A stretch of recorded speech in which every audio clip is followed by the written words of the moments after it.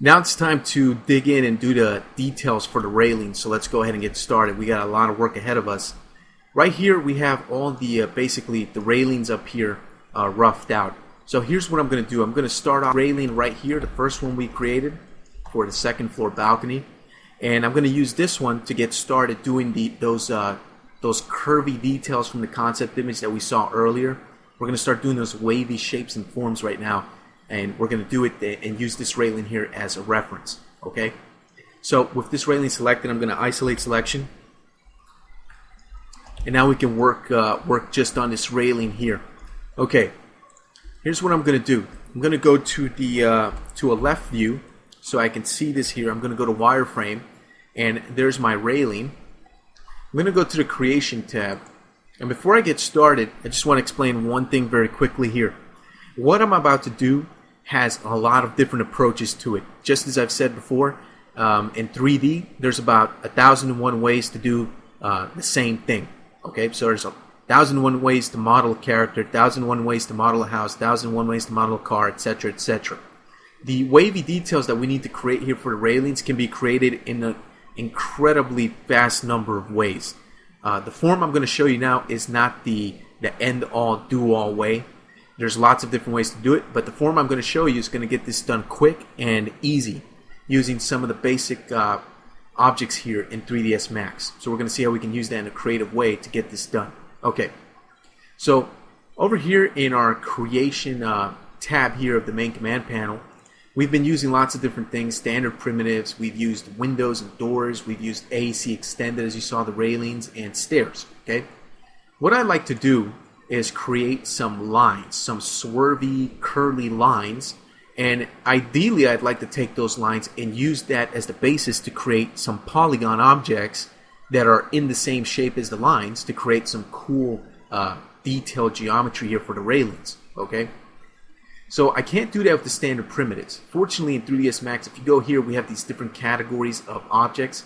For example, the first one that we've been working with is geometry, but we also have lights, we have cameras, and lots of other things. Well, next to geometry, we have shapes. So let's go to shapes. What do shapes do? Shapes creates line objects, and we have 3 different categories here from the drop-down list.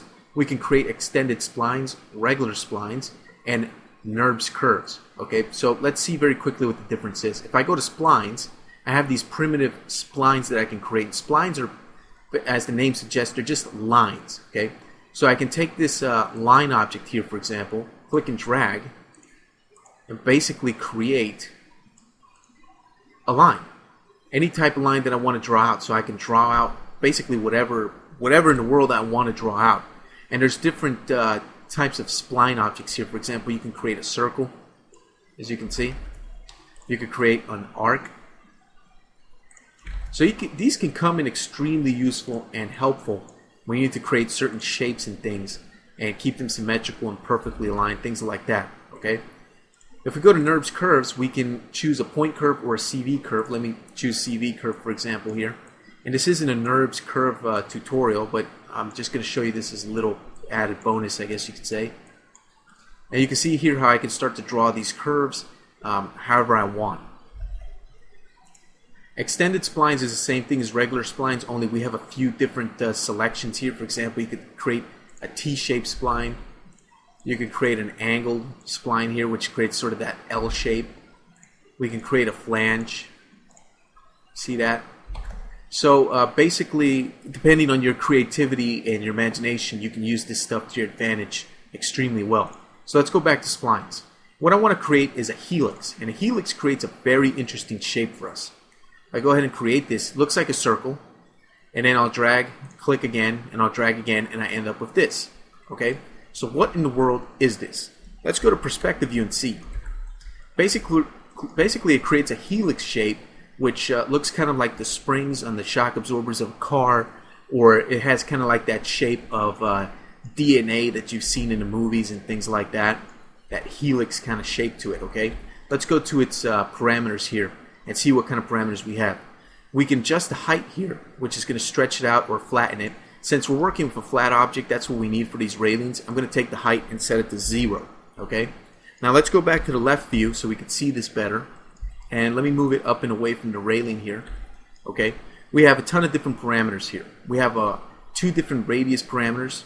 So I can see I have a radius 1 and a radius 2.